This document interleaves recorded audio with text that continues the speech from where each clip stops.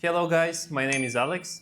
And I'm Misho. And together we are Creative Compass. This is a channel that we're trying to launch focused on career paths of renowned individuals, content focused on students, on people who are interested in entering the creative, be that gaming or animation industry. We're also trying to be as approachable as possible. The point of this content is for you to glean some insight into these professionals' lives and the way they're doing things, and for you to understand if this kind of job, this kind of work is something you're interested in or not. And of course, we'll be open to any communication with you. Our guests are also very friendly and open, so most of them would not have any problem with you trying to reach out and to ask them any questions. We'll have an email dedicated especially for your questions, and we'll try to answer you as fast as possible. Hello guys, and welcome to the first episode of the Creative Compass podcast. Here we are trying to have interviews with different creative people that we showcase their work progress, their life, and everything in between. Our first guest is a young entrepreneur with 8 years of experience and 6 years as a lecturer. Without further ado, I want to introduce Vasil. Hey guys, thank you for having me in as the first guest actually. Yeah, it's a pleasure, of course. So let's start with some introductions. We obviously know who you are, but for our audience, if you can just briefly tell us something about yourself and your work. It's always really hard to actually explain briefly what I'm doing because we're doing a lot of stuff. But for me, I'm Vasil Anastasov. Online, a lot of people know me by Max. And what I do, I'm the founder of DevHubOne. DevHubOne is a non-profit organization where we are trying to build up a community and a space where students can actually come and completely for free get lectures, workshops, use our hardware or software to start their journey in game development. I see. That sounds very interesting indeed. But it's also something very unique, I would say. I don't think this is something that a lot of people just wake up and just have as an idea. Could you tell us, how did you came up to this idea? What were the first steps that you took? So I've started my journey as a game developer when I was 14 years old. And back then it was just a big joke between me and my bigger brother. Yeah. And we started off with VR development, which is something a step harder than just normal PC game development. And when we started developing, a year later, I wanted to get certification on the software that we were using back then. Yeah. And when I searched online where I can actually get this certificate, it was not in Bulgaria. It was only the near countries around us. It was only in Romania. So when I went there, as a, mind you, 14-year-old boy, indeed, the people who actually gave the certificates and did the whole test, they were part of the DevPlay event, which was a game development conference, which was being held at the same day when I was taking my exam and the day after. Okay. So they proposed to me that I can go there completely for free and just see what it's all about. Okay. So back when I went there, when I went into this event, I was again 14 years old. My years of life were the same amount of years of experience of some of the developers there and even more. And I was super scared and just into my own shed. But at one workshop that I visited back then, the person who was giving the whole workshop, it was a workshop about how to market your game in the campaigns like Kickstarter and Indiegogo. Okay, so for a young entrepreneur, their first project, let's say. Yeah. Okay. When you want to get funding for your project, you just go into some of those websites and you do a whole campaign that's just gathering funds so you can actually execute Yeah. the whole idea. You should definitely tell us a bit more about this, but It maybe later. It was a fun roller coaster there. Okay. But the whole event, the whole workshop that the guy was doing, he saw me. He started asking me questions about my first game, what I want to do, how was I planning to actually do it, and just targeted his whole workshop towards my experience and my game. Okay. So everybody started like jumping in the conversation, giving me tips. Some people actually proposed to give me some of their own code, which was like, why? Isn't this like know-how? Isn't this like something to keep for yourself? Yeah. And back then I realized that for a game developer, it's not only about making games and continuously learning how to make video games. There was a third segment, which was sharing their own knowledge on events and stuff like that. And when I came home, I was so inspired and wanted to actually start sharing my own knowledge that I have. Yeah. So that's how I basically got started out. I went into my school where I was a student as well. And when I went there, I just went to the principal and was like, hey, I want to get my own PC and my own VR headset and just start like an off-class sessions. And it worked. Yeah, they actually got it like they actually embraced the whole idea really well and said, no, you're not gonna bring your own PC, we're gonna get one. And they actually got 2 PCs at the beginning, 2 PCs and 2 VR headsets. I would never imagine this, but it was seems insane. like seems like you just have to ask. It seems like a lot of people seem very interested in this kind of development, and I would say because this podcast is focused on upstarts, young professionals, maybe people who are interested in game design, development, if you say animation, if you want, and maybe they're not too sure about stuff like that. I would say from my experience as well, people from the industry, they're very welcoming and they're very open to share their experience, to share their know-how. So I would say do not hesitate to ask people. And we are trying to bring some of them here for you so you can hear some of their journey, and possibly in the comments you can leave some questions you want, rather that you have. And of course we'll be in touch and we'll try to respond as best as we can. If I can add to that. Of course. Not only in the industry, I'd say. Like from my own experience, again, like I've started off with game development, but throughout the years we have made a lot of different applications, gamifications for different companies. And we've been to a lot of different events, stuff like that. And the ask thing is for the whole range of industries. Like a lot of people, you have no idea how many people are willing to help out if you genuinely ask about it and are interested and ready to learn. A lot of people have helped me through the years. A lot of people are continuing to help us. And like you just have to ask and to be dedicated to it. Like not just, tell me and then be like, sure, okay, thank you. Well, they are busy people as well. You cannot waste their time with stuff like that. So you have to be dedicated. We'll get into a little bit more about the many projects that you and your basically business are doing. But I want to bring you a bit back. You said it was like some sort of joke, the whole thing. But tell me a bit, how does one just wake up one day and say, I just want to make games? So I'm going to start a bit way further behind. Of course, like, please do. Yeah. I'm a gamer from when I was like 4 years old with my first PC. I understand. And I think a lot of us gamers who are playing a lot of video games, we've always wanted to create something. Yeah, for sure. Like for me, I'm a huge fan of Assassin's Creed as a franchise. Yeah. Like I even have a tattoo of it. I get you. And I love the whole concept behind the game. And I have always wanted to create something that would inspire other people.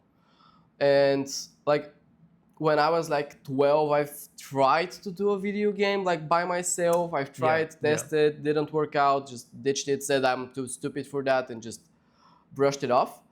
But when I got to 14, like I was just playing Counter-Strike at my house. I was just playing Counter-Strike at my desk, and my big brother just came in, just stopped my PC, and I was like, let's make a game. Okay. I'm like, what game? What do you want to do? Okay. He was like, I got a VR headset. I've played a few games. I think we can do a game. So let's go. And I was like, you know what? Screw it. Why Let's not? just try. I guess. Well, And that's very interesting. yeah, we started. We had zero knowledge, and it was just mainly me and him. When we started a bit later on, my mom actually joined us Yeah, because she was doing 3D modeling work. She's like a designer I see. and stuff like that. And when I look at it now, the whole game was total breakdown because, like, imagine Yeah. a 3D artist Yeah. who's making like project visualizations, not game-ready models. Yeah, there is a big difference. We had windows where the only handle of the window was like 3 million polygons. Yeah. So for the people who don't know like the difference between like many and less polygons, in short, like the whole studio, the home room we are in, if there's a really nice and good 3D modeler who's like into game development stuff, he's going to make the whole room with around how much? 50, 80 million polygons? Not million, sorry, 1,000 polygons. Yeah. Could be less. We had our only one handle with 3 million. Like my PC was struggling. Yeah. That's exactly the point, because in game development you really need to optimize assets, because the game is just not going to run well. Yeah. While if you're making something for like a commercial, then it's a bit different.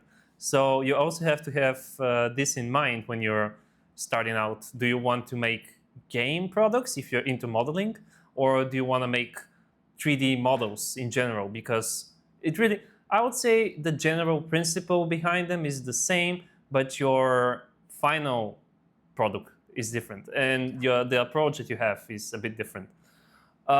If I may add just a little bit, because we're on this topic, I know that you're working with your parents. Yeah. And I would say that's very, very unique, very interesting. How do you manage to, I think this is something that a lot of people, even if they're not working with their parents, is like, how do you manage your personal life, and to that I add the family life, and the professional life? Is there like a clash? Oh, no, it's actually really simple. You just don't have personal life. Okay. No, okay. I'm joking, but like for us at least, we've always like worked together, and they've always like pushed me to do better, I'd say. I've always had the free choice to do what I wanna do and to like choose what I wanna get into. Like before game development, I had a 3D printer. I was trying to do a business with t-shirts, like a lot of different dumb ideas. And they were always behind my back. They were like, we're gonna help you. You're gonna do your own mistakes. Yeah. Like we cannot stop you from doing that because like we have no idea what you're doing as well. Yeah. But when it came to game development, it was kind of the same thing when I started. They were like, okay, you have two choices, man. Yeah. We can either go to the sea, like for a vacation for 7 days. Okay. Or this is the event that you want to go to, which is like in Krakow, Poland. Yeah. Was one of the events that we wanted to go, like me and my brother. We can spend the money on tickets to go there. Like, it's up to you. We either do a family vacation or you go to this event. Like, we are fine with both of them. Yeah. And that was basically the family dynamic most of the time. Yeah. Like, now these days, it's again a bit hard to like separate personal life and work life, because every time we're at the table, like drinking our coffee in the morning. Yeah, you have to talk about work. It's just, that's the thing that everybody is most interested in. Yeah. I'd say, like, how's this project doing? Hey, look at this new AI thing that I found. I think it's that's a passion. Yeah, it's a passion. It's a shared passion, you can say. Yeah. So I'd say like it's not a lot of there's not a really big gap between personal life, work life, and like friends and stuff. Yeah. And a lot of guys on social media right now are like, yeah, you have to do this, you have to do that, you have to have a really nice morning routine, stuff like that. Yeah. It's a whole chaos, man. Hmm. Like sometimes I wake up at 6 in the morning or 5 in the morning. Other times I wake up like at 10. Yeah.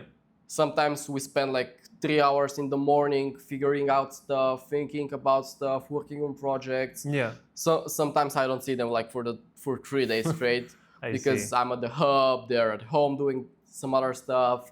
I get back really late and stuff like that. So the whole dynamic. It seems like you have a very, which is great, like a very healthy relationship with your parents, and in general, you've managed to find some sort of balance. And as he said, it's very important to have like some sort of a backup. And I'm not saying necessarily like financial, but like a emotional backup, someone that you can lean back on and know that despite everything, whatever happens, you have someone that supports you in a way.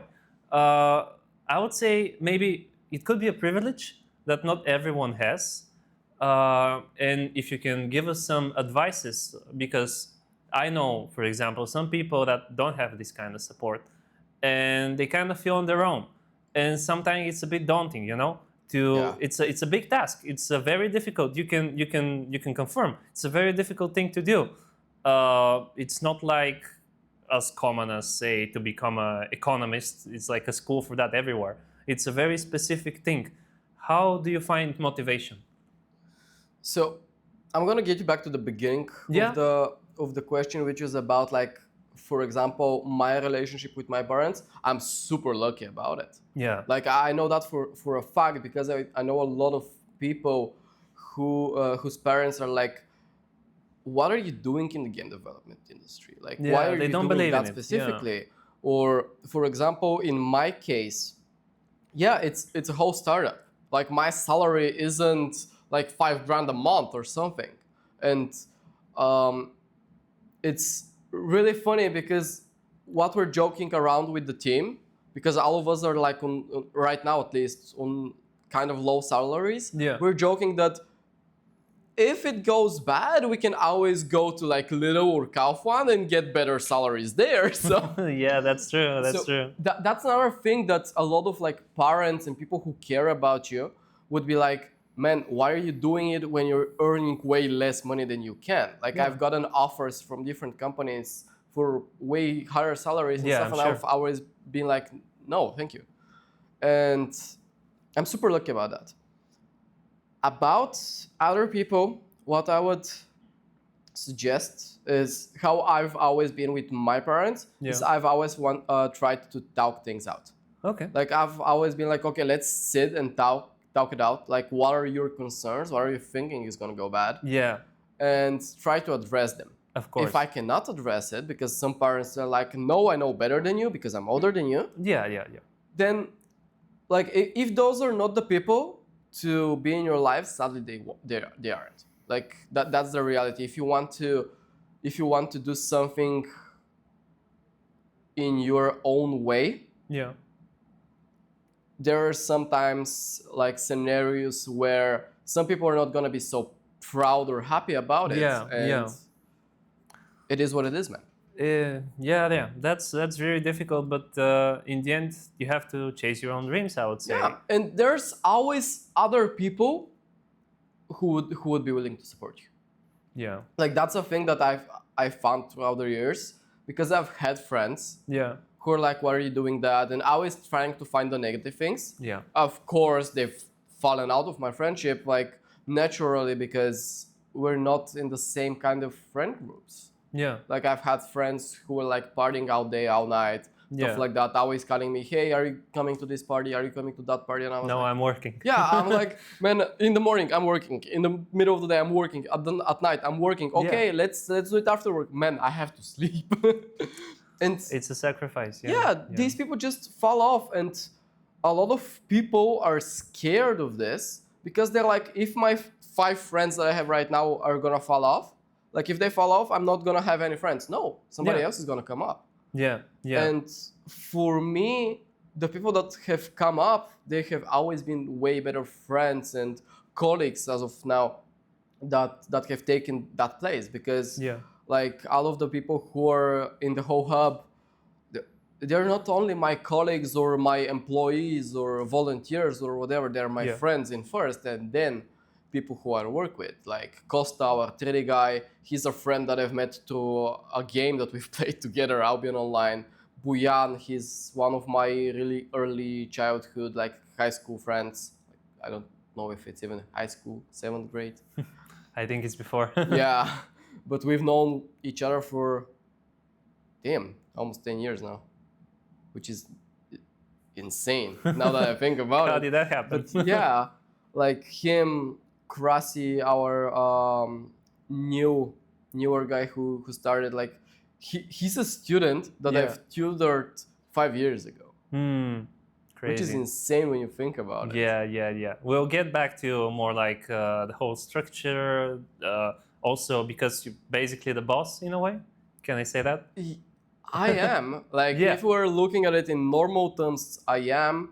And like, I'm responsible for how the team behaves and for Yeah. people to actually like, yeah, we have our fun times, but we Yeah. have our serious times as well. Yeah, Because yeah. we're working on some really big projects and we cannot like screw them up. So Yeah. it's kind of hard in that way as well, I'd say, like with friendships and stuff. Yeah, I would say, and this is why we're making this podcast, because starting on this route, it's a journey, and it's a tough journey, like any other, I would say.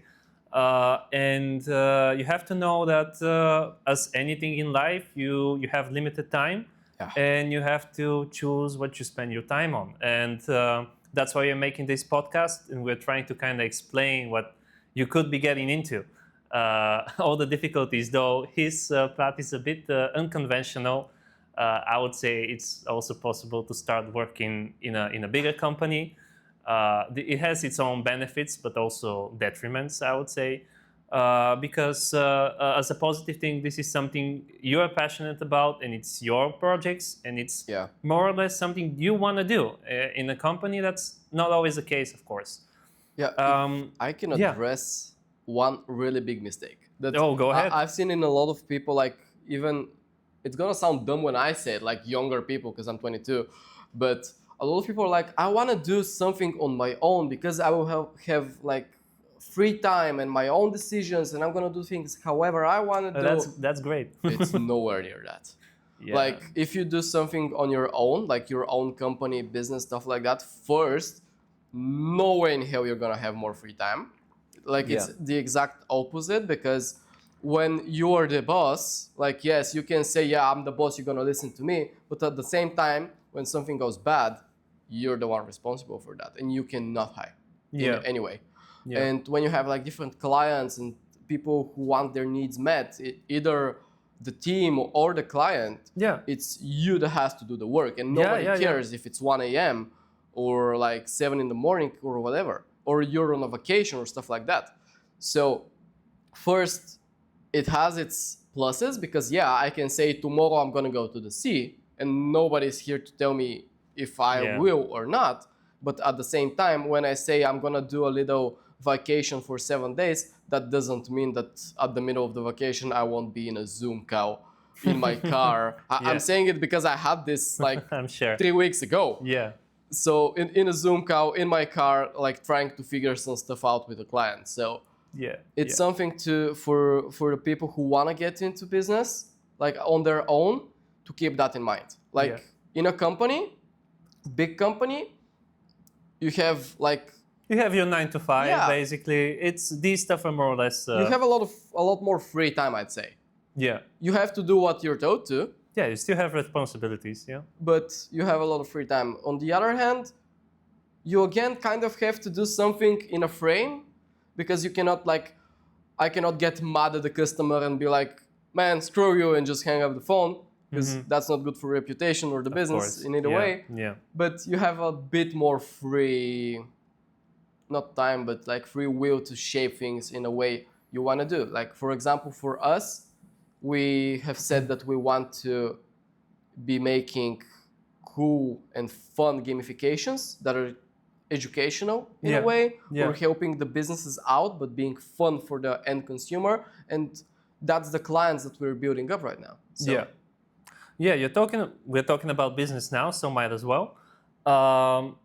DevHubOne, how did that idea, you more or less said how you came up to be the person you are now, but how did that specific idea form? Did it kind of just by happenstance, or were you like focused, gamification of the education system, if you want, is something I want to do.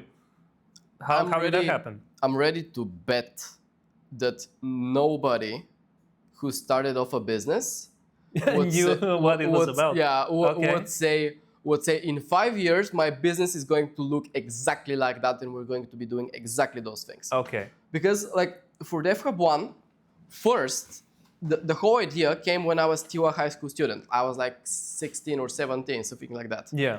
And my whole concept about DevHubOne was I'm gonna do a little studio with 8 PCs, and it's going to be free for the students to come use the technology and the hardware so they can learn and develop themselves. That was it. It was nowhere near I'm gonna do a whole company about it or a foundation or whatever. Yeah, it was an idea. Yeah, I had a company which was not in my name because legally I couldn't own it. Yeah. But I had a company that I was doing like deals back then as well. And my whole idea was I'm gonna do a little space, do the hardware, software inside it. Yeah, basically you had like an idea, a general idea. Just a small project, I'd say. Okay. But at some point, an organization reached out to me, said, yo man, the whole idea is really nice, really cool. We're doing a little, not challenge, I forgot the word in English. Competition? Yeah, thank you. We're doing a little competition right now in which you can enter and possibly win money about it and like mentorship and stuff for your idea. So you said might as well. Yeah, that was, I think, 18 to 19. So yeah, I want to just stop you here just to add, because there's a lot of such competitions that you can apply to. For example, I applied to, there's a platform called Domestika, and sometimes they have like different competitions for like illustration in a certain style or under a certain topic, and that's just one example.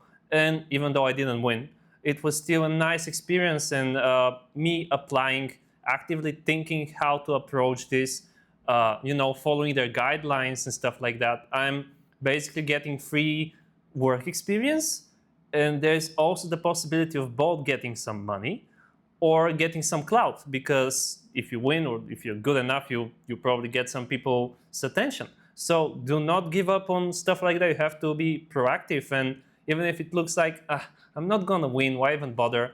Bother, because it's still experience, Yeah, continue. That's Sorry for one interrupting. thing with the I'm not gonna bother. A lot of people are scared that I won't indeed. win. Yeah. If I don't win, that means I'm a understand failure. that. And I understand that. like no man, like my whole concept about every single time that I have been invited to a competition or something, I was like, might as well. Like, what am I gonna lose?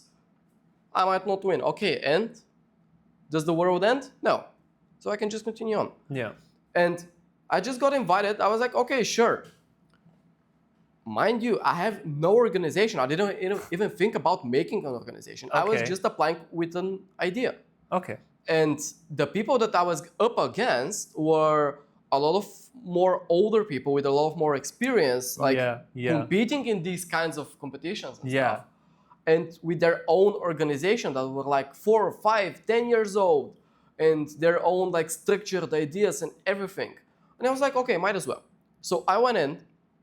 I went through the first circle, which was like submitting a video of what you want to do. Like a presentation in a way. Okay. Just a short video of me in front of the camera. What have I done? What I want to do? What's the whole idea about? Okay. And a written one as well, if I remember correctly. After that, I got accepted into the second round. So the second round was presentation in front of like the first committee, let's say. Okay. So I went in, I presented again the whole thing, showcased everything that I did. And if I passed the second round, I was gonna get accepted into like the top 10 organizations, which were gonna get free mentorship and workshops. Okay. So a few days later, I got accepted into the second round, and I was like, sure, fine. That's actually really nice. We're gonna get some people to actually tell us how to do the business model, stuff like that. Yeah. And then came the third round, which was like only 3 organizations were going to get funding, which was like 20,000 level, which is, for me at least, like a lot of money as an idea for this. And we went in. The whole deal there was that it was me presenting in front of students Okay. in And a front of- jury, I yeah, assume? the Okay. jury, the committee, and like the big decision makers, the directors of Oh, the one of people the that are banks. funding it, basically. Yeah. Okay. So there was Sponsors. a bank that was funding the whole campaign, and Okay.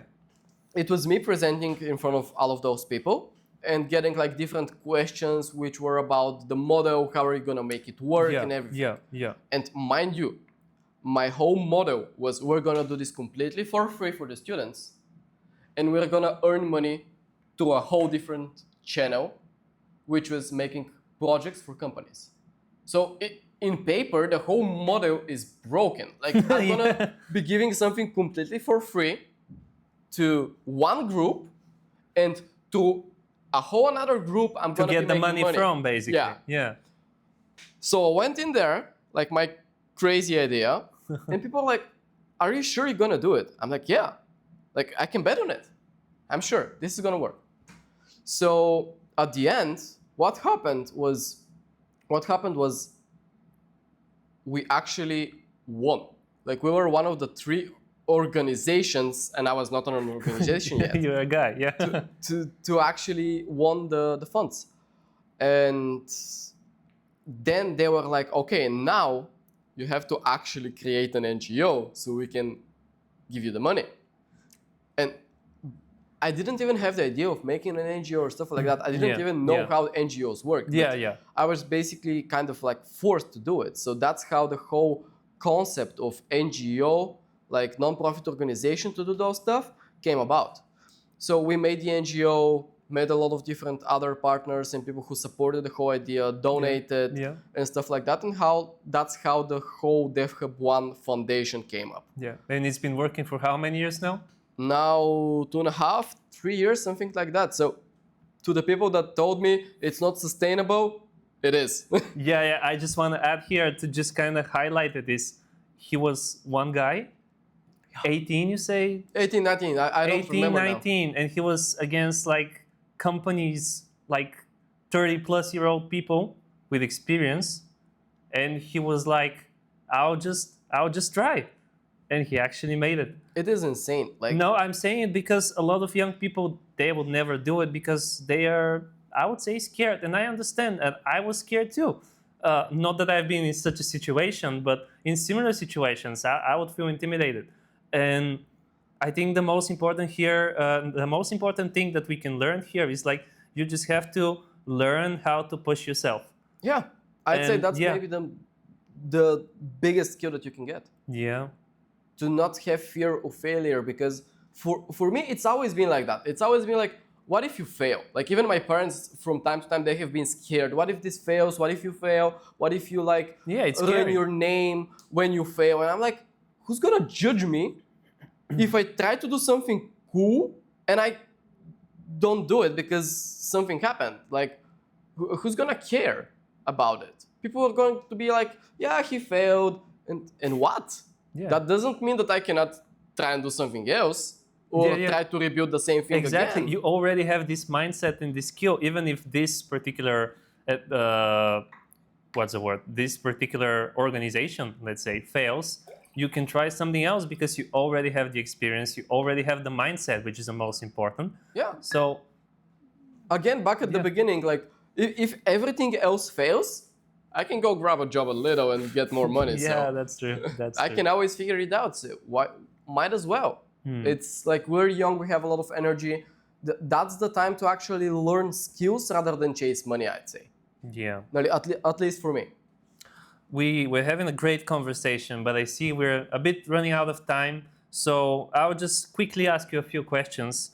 I think for this one, we already more or less we understand. I think that the audience doesn't really need me to ask this question based on your performance so far, but how do you manage to make contacts with people? How do you do networking?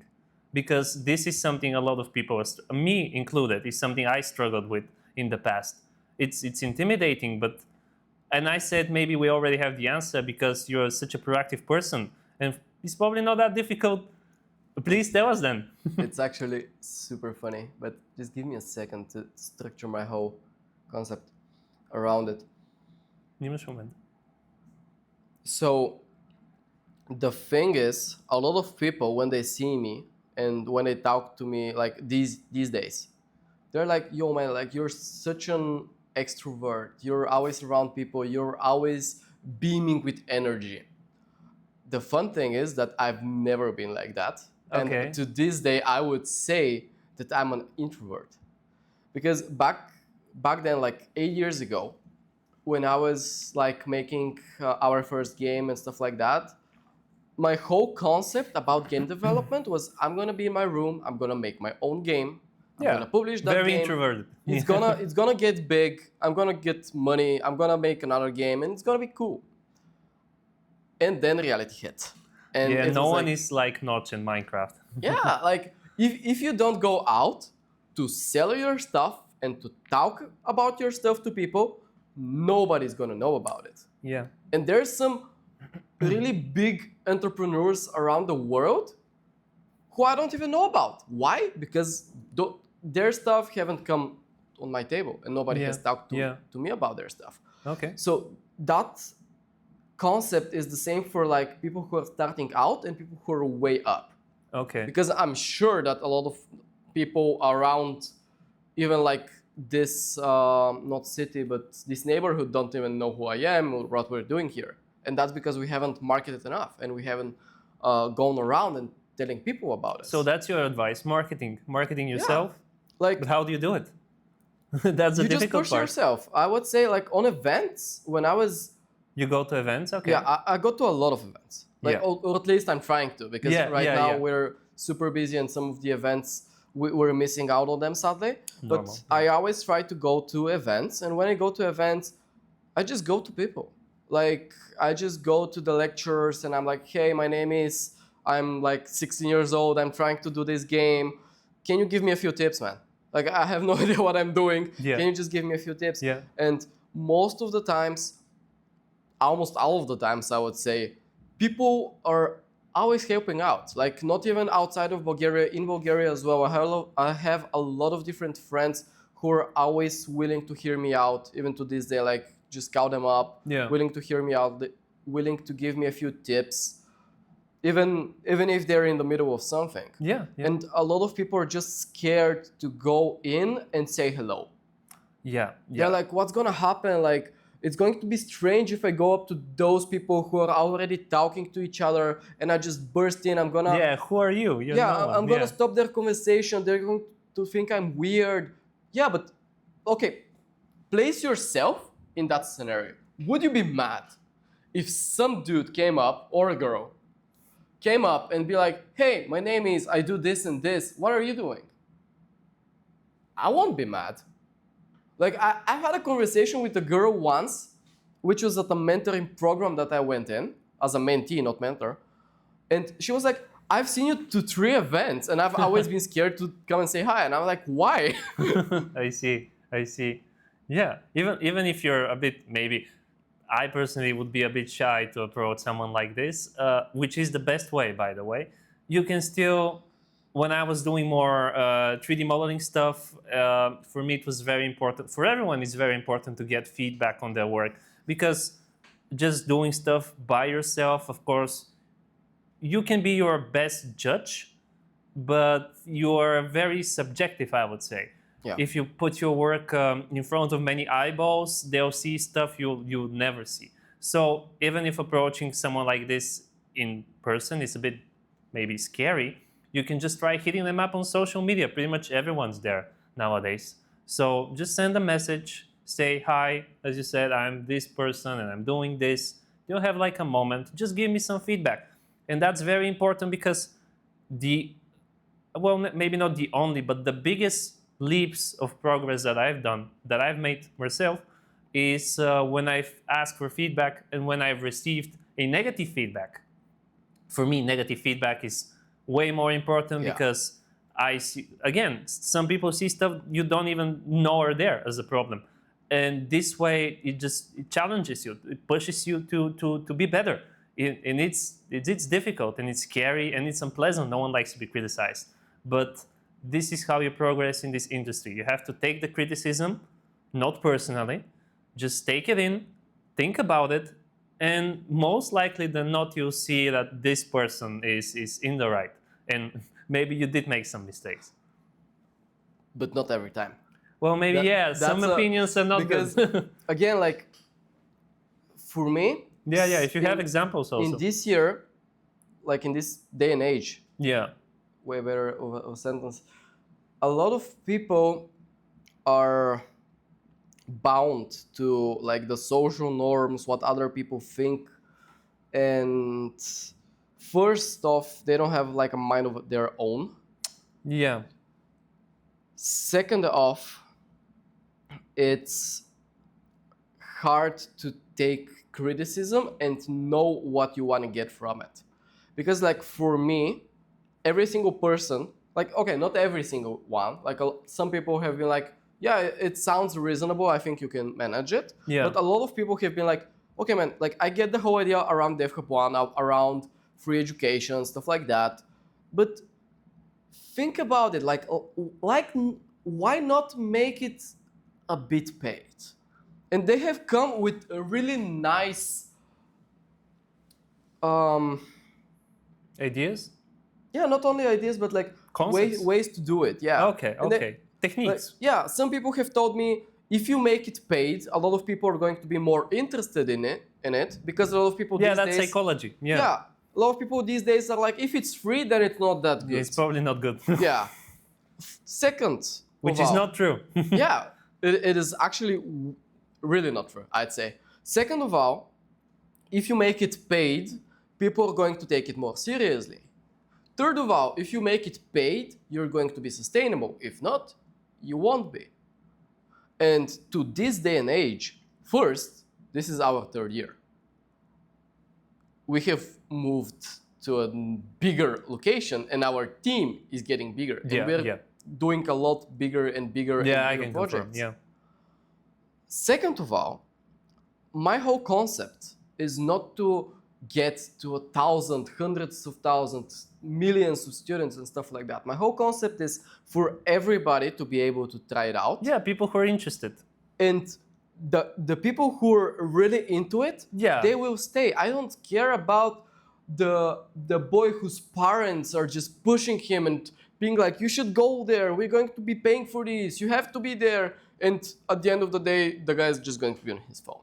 Yeah, if he's not interested, I had a thing like that way back in the past, like 6 years ago or something, in a school that I was doing those free educations, and like some guy was on his phone like throughout the whole thing, and I was like, dude, like if it's not fun for you, if it's not interesting for you, you don't have to stay. Yeah, like I won't be mad at you. I won't be looking at you through the hallways being like the bad guy.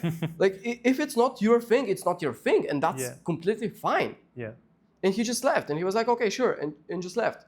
A day later, his mom just like sent me an email being mad why I kicked her son out and how he had to be there and stuff. And I was like, ma'am, like I get it that you want to get him into it, but he doesn't want to, seemingly. Yeah, if he doesn't enjoy it, if he doesn't want to learn it, it's way better to just try something else. Like he tried for the first few times, he was into it, he was learning, but at some point he was like, okay, maybe that's not my thing, and started just doing something on TikTok. Man. Yeah, that's perfectly fine. It's and okay. I think what you're doing is very important, and what we're trying to do as well. It's showing people what this is all about, so they can figure out for themselves if that's something they like or not. Because in theory, making games is super fun, and it is. But there are also some little things that maybe you're not aware about. And you said something interesting, and I replied to you as well, that free things can be good as well. Yeah. But I think that this is a problem that a lot of young starting artists have, is they don't really value their work, maybe. And I think that you can put a price tag on your work, but how do you encourage such people? Maybe I'm just making a 3D model, let's say, and it's not the best. I look at the storefront with all the other models, and it's not up to par. And I'm like, should they ask people for money for this thing, which is not the best, it's not perfect? Should you? Is it a good idea? I think it is. Yeah? Why? Like, for example, throughout the years, I've sold stuff that I haven't even done yet Okay. as software, Okay. I'd say. So we've come up to a company and be like, we have the idea to do this. Would you be willing to give us money to do it for you? And when you can show that you really are mature and you do what you say you do, like that's the thing. Again, in this age, a lot of people say a lot of stuff, but not a lot of people do what they're a lot saying. of stuff. Yeah. Like everybody is like, yeah, I'm gonna do a big company. I'm gonna wake up really early in the morning. I'm gonna do this and that, and 3 days later they just drop out. So if you can show that you really are going to do what you're going to do, and you're gonna do whatever it takes to actually do it, a lot of people or companies would be like, okay, sure, let's do it. So for me, in my personal experience, let me think about it, because to be honest, I don't even remember that far now. But when I was 14 to 15 years old, I came to one company, like one owner of a business, which had nothing to do with game development and stuff. But I was like, hey man, do you want to become my partner in my first company? Me and my big brother, we are planning to do this game. We've come so far.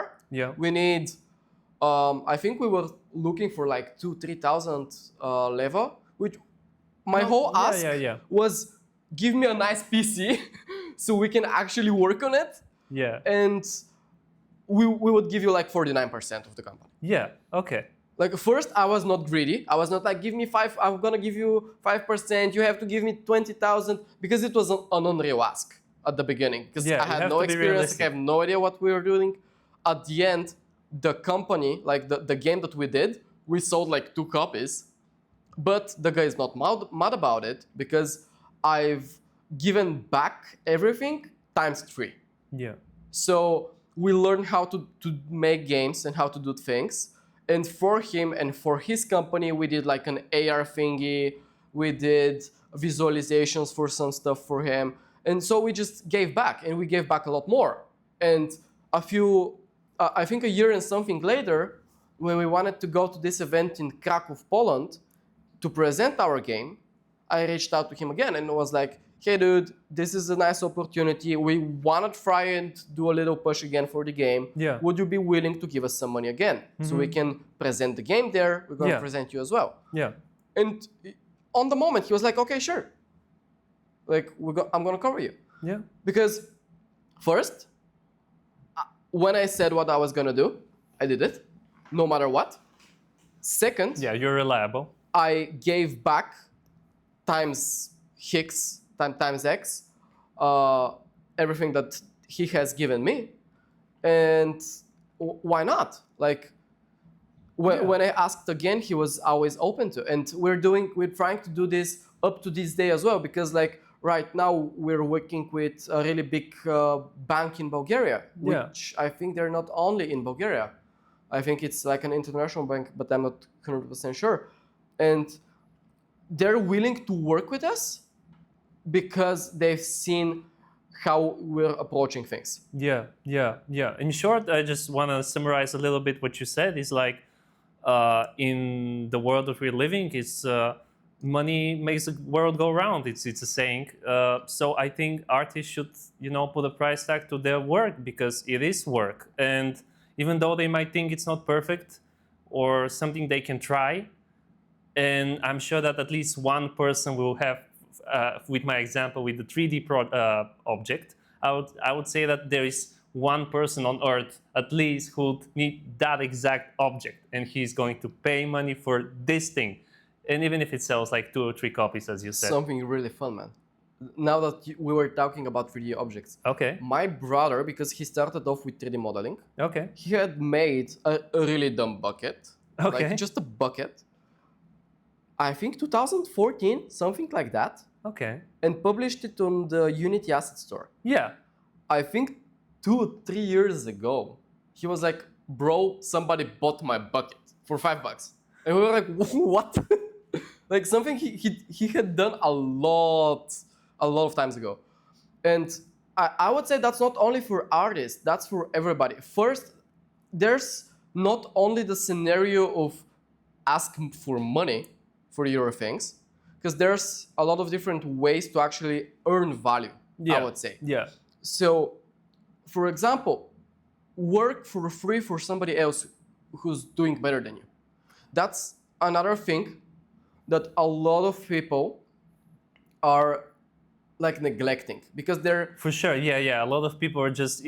I would say I don't agree with like unpaid internships on a moral principle, but I can understand some people just doing a little bit for free. You basically you're earning the thing you're earning is basically expertise. Yeah, I would say it just depends, because like, yeah, there are a lot of big corporations and stuff who are like, come on an internship, you're gonna do a lot of work for us and we're not gonna pay you. That, I wouldn't say it's not okay. But I would say my whole example here was, I would say, more around like free or smaller projects. Because for us, the way we work as an organization is that everybody who wants to learn and get experience is welcome. So we have a lot of different projects which are not paid, like our own projects and our own ideas. Yeah. And if you are willing to come and try and do something for that project, you're always welcome to. And later on, if I see that, again, you're a man of your word, so when you set a deadline, you're in that deadline, you're willing to do everything it takes to do it and stuff like that. The same as the student that I was talking earlier ago, like Krasi, he's that kind of guy. Like, right when he finished high school this year, he came to us, he was like, guys, I'm willing to do whatever, like in programming wise. I just want to work for you. Yeah, I see what cool things you're doing. I just want to come and work. I don't want to get paid. Like, I just want to come and work on fun projects throughout the summer. Yeah. Because it's better than doing something on my own. Yeah. Because I'm going to see my video work. Games or... Yeah, I'm going to see my work being shipped out. And we were like, okay, man, sure. We are doing this arcades idea, because back then it was an idea. Do you think you can hop in on it? And this guy, man, like, I'm leaving the office at like 10 p.m. And at 12 or 1 a.m. in the morning, he's calling me to tell me that he's leaving for the day and he's gonna come back tomorrow morning. What? Yeah, be careful not to overwork yourselves. Yeah, that's one thing. But the whole dedication... But yeah, he's very dedicated. Yeah. And that's and you why see, he's a quality person. Yeah, even if he doesn't have the knowledge, he has the drive, and the knowledge can come later. Yeah, and how are you not gonna get this guy on a paid project when you have the opportunity to? Like, right now, he's working on one such project, we're bringing him on another, and like, at this point, he's just part of the team. Like, not as volunteer, he's part of the whole team. Yes, when we have like our own indoor projects, which are not funded, he's just working on them for experience and for portfolio. But when we get a paid project, he's like, him and my co-founder Buyan, which is a programmer as well, they both hop in on the project and he gets his own share of like the profits and stuff. Oh, everything you said sounds very interesting, and obviously there's a lot more to talk about. This is just skimming the surface, but I think we've said some very useful things.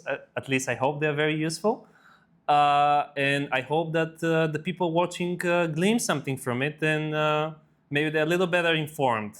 Of course, we're trying to make more of this content with more and more different also guests, not only people like him, but maybe people from animation, possibly from music as well. For like a finish, I just want to ask a few funny questions just to lighten the mood before wrapping up the show. Go for it. Yeah, I would say the first one would be, what is the worst career advice that you've ever gotten? Something, be that from a professional or maybe a friend or a former friend, someone who just really wanted to instill some quality advice that turn out to be just bullcrap? If you have such experience. Honestly, I don't think I have such cases. And that is why. Because every single time, even if it's a bad advice or a bad step that I personally take, I always try to figure out a way to take away something that is valuable from it. Okay. So I personally cannot remember or like get somebody who's given me a bad advice, but I can say for sure a bad advice that a lot of people should think about, Yeah. which is if it doesn't work out, then it's not for you. Like that's an advice that I have heard Sometimes around. it doesn't work out from the beginning. Sometimes it doesn't work out. So, like, yeah, just try something else, man. I wouldn't say that's exactly the way to go.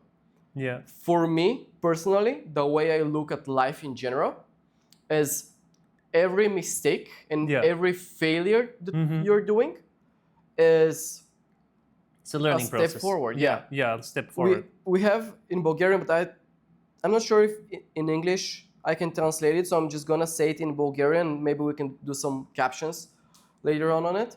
But we don't use the word problem in English and problem in Bulgarian. We use the word casus, and I think in English it's case or something like that. Yeah, I think it's case. And why we use that? Because problem is a really hard word. For me, the only problem that you can get is like a health problem, something that you cannot fix. Yeah. Everything else is just a case. It's something Yeah, it can be that is solved. fixable. Like there's nothing that you cannot fix other than your health. I really like what you said. And I would add here that, there's a saying there is no such thing as bad advice, which is not always true. Some advice are just not great. But I think that even if someone gives you an advice that may not seem very useful, I think it's useful to listen to this person because every person sees the world a little bit different. And this way you see the way this person thinks. Yeah. And this is important for you as someone who is creating products, basically. You have to know as many people, the way as many people think and the things as many people like. So you can, at the very least, understand them. You don't have to play up to them, but you have to understand them. So every advice, every opinion is useful in a way. 100% agree. Okay. Like a lot of people don't get it, but the opinion somebody gives you is opinion through their own experiences. So if I have burned myself with hot water, I'm gonna tell you hot water is bad. Like, don't touch hot water. But if I haven't done it and you ask me about it, I'm gonna be like, man, I have no idea. Like, try it out, see if it works. Yeah, So just be careful sometimes. Yeah, it's their own experience, and some people have burned themselves from trying to make a startup. And if you ask that kind of guy, is it doable? Should I make a startup? They're gonna tell you no and run away from it. Like that's the worst possible mistake you're gonna do, because you're gonna spend 3 years trying to do that startup, and at the end you're gonna have nothing to show for it. And that's if you ask a guy who has tried a startup, and after that, he has just completely run away from it. Yeah. So keep that in mind always. When you're taking advice from people, hear them out and take the things that are going to work out for you. Yeah, I completely agree. Completely agree. That's the way I do it. Well, the final question, and that's the final question. Go for it. If you had the chance to have a dinner with be that icon of yours or like a professional idol of sorts, who would that be, and how would that go? You're gonna have to cut a few minutes here because I'm gonna have to think about it. I think I have an idea.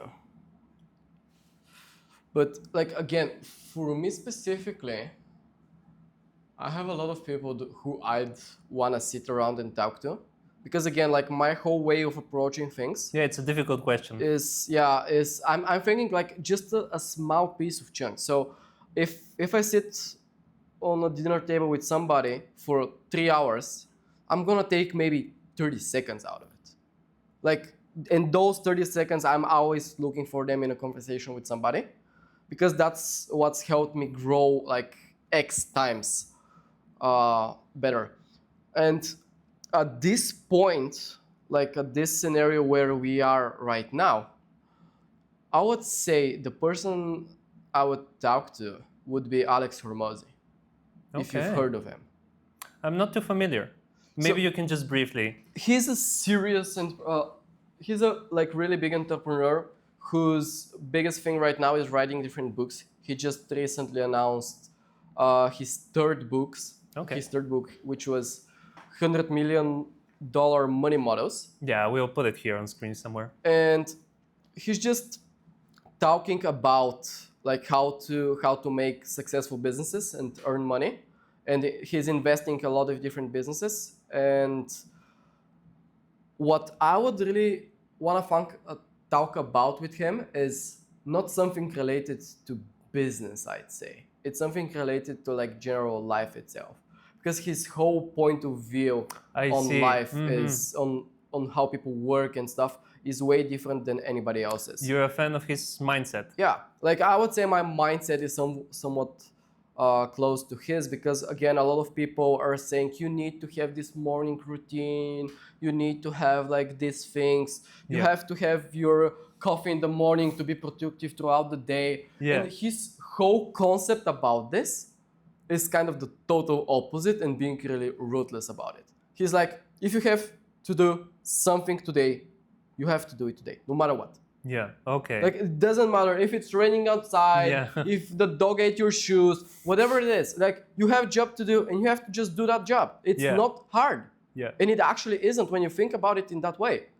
Like, a lot of us, me as well, like, we try and find a lot of different excuses of why we're not doing things. And I'm doing them as well these days too. Yeah. And I'm going to continue doing them throughout the years as well. Yeah. But when you're thinking about them and constantly thinking, okay, why I didn't do that yesterday and now I have to do it today? Because yesterday my excuse was, I'm too tired. Okay, but it was a 10-minute job. Was I gonna be able to do it? I probably was gonna be able to do it. So next time when I do like it's 10-minute job, I'm just gonna push through it, I'm gonna do it, and then I'm gonna go to bed. Because at the same time, I'm tired, I wanna go to bed, and you go to bed and open up Instagram. Like, man, come on. Yeah. Well, I recommend our audience to check out the books if they're interested. Unfortunately, we still don't have affiliate links, but maybe one day, who knows? I wanna say something about those books and why I like Hormozy so much. Everything is free. His whole content is free. Like, you can buy the hardcover books. Yeah, sure. But every single book, he has 3 books right now. First is $100 million offers. The second one is leads. The third one, which just released, is money models. So the first one is how to structure your offer, how to sell something to somebody. The second one is how to find clients. And the third one right now is ways to make money. And everything is completely for free as an audiobook, and you can listen to them and like take notes and stuff. And he has a lot of different content on social media as well. Like, his whole idea is he's giving everything away for free, and he's making like money and profits of his main thing, which is investing in different. Sounds a bit familiar to a certain person. Yeah, it's funny. Yeah, I've come to know him. Yeah. It's actually funny because like I found him maybe a year and something after we made the foundation. I see. And I was like, this guy is doing it, why can't I? This is my guy, yeah. That's great. Thank you so much for this conversation. Thank you as well for having me. It was a pleasure. At the end, the thing that I want to do, maybe we can plug it in the beginning as well for everybody. Don't be afraid to reach out to me as well. Like, for any kinds of questions, doesn't have to be game development specific. I'm really into psychology and like those everyday stuff. I really like talking about it. We'll plug you in, yeah. I'm open. Sure. That was Vasil Anastasov from DevHubOne. If you enjoy this kind of content and want to help us grow and make even more stuff like this, please, you know the deal. Follow, share, subscribe. We're on YouTube. We'll also have a Facebook page. And we're planning to also expand on different social media. If you have any advice for us how to improve or specific platforms you think are suited to our kind of content, please don't hesitate to contact us. And of course, Vasil here is going to be on your beck and call if you need him. Of course, be respectful. And thank you so much for watching. Hope to see you again. Bye.